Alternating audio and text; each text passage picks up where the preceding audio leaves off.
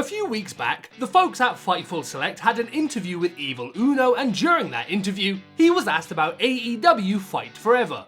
Due to Fightful Select being something that is behind a paywall, only transcripts of the interview were released to the wider public, and within those transcripts, a few interesting pieces of information were mentioned, including the fact that the game would launch with over 50 characters, more characters would be added as DLC after release, as well as the intention for this game to be a solo release title instead of an annual release like the WWE Games franchise. However, today, the video version of the interview has been released to the wider world, and surprisingly to me, a key piece of information was left out of the transcripts. Take a look at this clip to see what I'm talking about.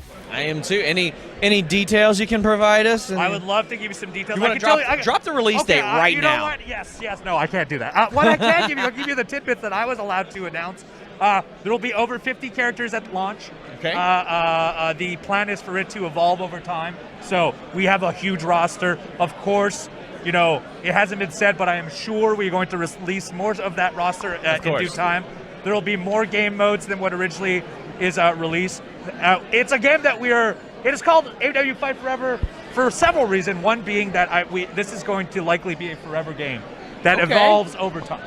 So, as you just heard right there, right after Evil Uno said that there would be more characters added to the game over time, he went on to say that there would be more game modes added to the game compared to just the ones released with the game at launch. This isn't something that I read in any of the transcripts that were released for this interview, and that honestly really surprised me, because this, in my opinion, is even bigger news than the fact that more characters would be added over time. New characters is something that I'm sure we all expected, as we've been having DLC characters added to our wrestling games for many years now.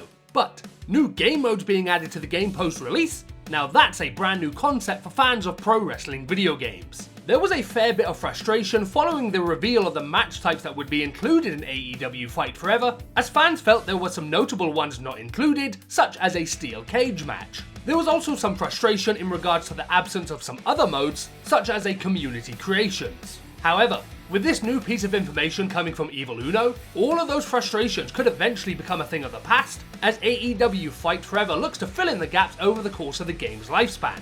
And if I were a betting man, I would guess that the developers will likely prioritize the things that the community are asking for, as that will create a good relationship between the fans of the game and the developers, something that is going to be key if they plan for this game to last for many years into the future.